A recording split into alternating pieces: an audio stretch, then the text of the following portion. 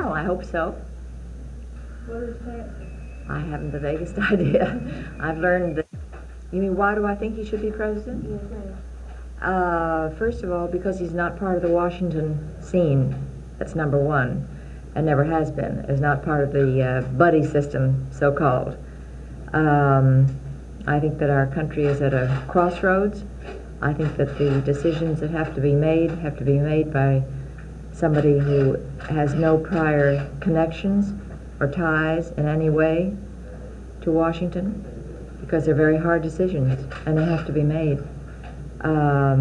His record in California and what he did for the state of California, which is the largest state population-wise, as you know, can be done at the federal level and should be done at the federal level.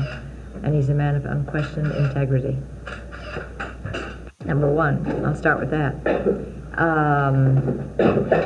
In New Hampshire, it's the first time in history that an incumbent president, elected or appointed, in this case appointed, has not won the majority of his party, which Mr. Ford did not.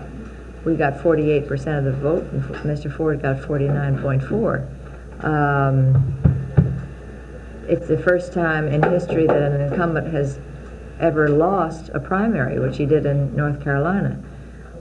In all the other primaries, we've been up in the 40%. That's never happened before. So I think his candidacy has been very healthy for first of all for the party, and secondly, I also think that he's taken. I don't mind getting into a contest as long as the rules are the same for everybody. But I do mind it when I'm asked and other people are asked to get into a contest with one hand tied behind your back. We get into the whole thing, the matching federal funds.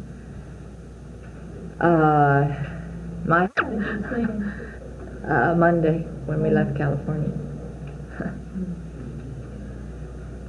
How much time do y'all try to spend in Los Angeles?